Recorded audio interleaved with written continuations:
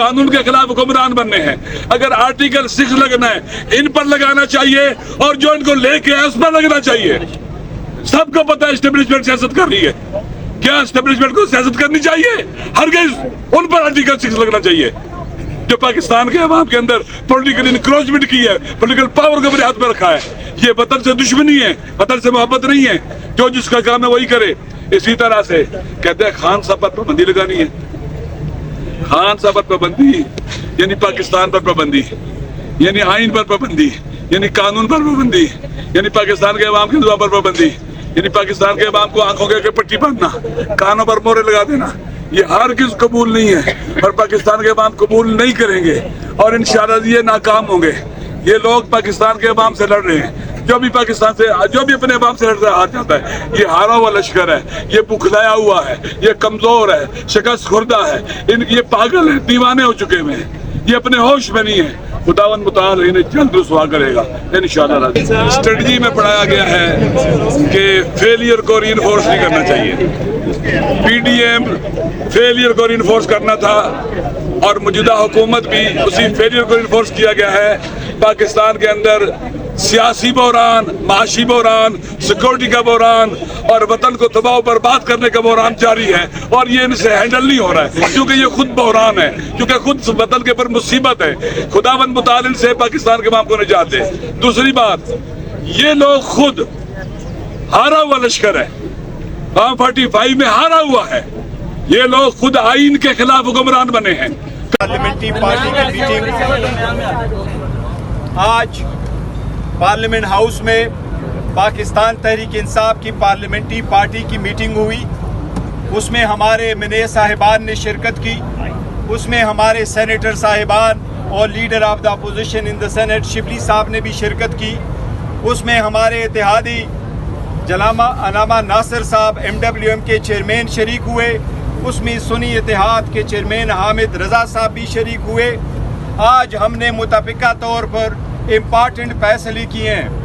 سب سے پہلا فیصلہ ہمارا یہی ہے کہ سپریم کورٹ میں جو اڈہاک ججز کو لگایا جا رہا ہے، ہم سمجھتے ہیں کہ یہ بدنیتی پہ منحصر ہے. اس کی سمری اس وقت منہ کی گئی جب سپریم کورٹ نے PTI کے حق میں ایک فیصلہ دیا. ہم قاضی فائزیسا سے ایز اے چیف جسٹس مطالبہ کرتے ہیں کہ آپ بدستور پاکستان سپریم کورٹ کے چیف جسٹس ہیں. اگر آپ مائنارٹی میں بھی ہے تو یہ فیصلہ سپریم کورٹ کا ہے. اس فیصلے میں منع عمل کروانا، اس کو انفورس کرنا آپ کی آئینی، قانونی اور ایز اے چیف جسٹس ذمہ داری ہے. ہم آپ سے مطالبہ کرتے ہیں کہ ہر صورت اس فیصلے کی دفاع ہو اور اس فیصلے کی امپلیمنٹیشن ہو. 4 ججز کو اڈہاک ایک ساتھ لانا، وہ بھی چھٹیوں میں لے کے آنا، وہ بھی اس وقت پہ جب چیف جسٹس کے ریٹائر ہونے میں آلموسٹ 1 مہینہ ہے.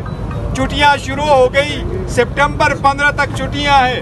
1 مہینے تک آپ نے ان 4 ججز کو لانا اور وہ بھی 3 سال کے لیے بدنیتی پر مبنی ہے. ہم نہیں سمجھتے اس سے قوم کی فلاح ہوگی.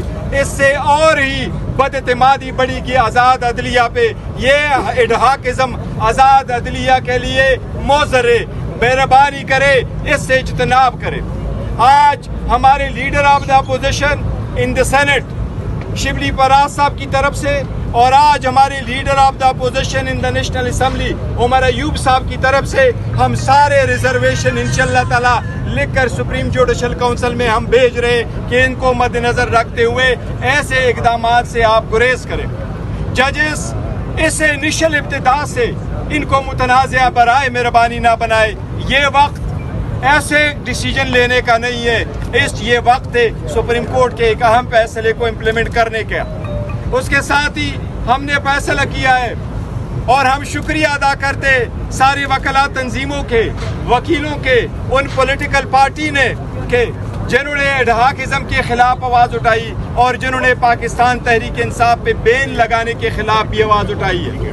پاکستان تحریک انصاف 70% پاکستانیوں کی ترجمان جماعت ہے. اس پہ کوئی بھی پابندی حکومت کے ختم ہونے کی طرف کاؤنٹ ڈاؤن ہوگا. انشاءاللہ تعالی پاکستان تحریک انصاف ایک محب وطن پارٹی تھی ہے اور انشاءاللہ تعالیٰ یہ رہے گی. اس کے ساتھ آج ہم الیکشن کمیشن کو اپنی کنفرمیشن پارٹی کی طرف سے واپس دے رہے ہیں.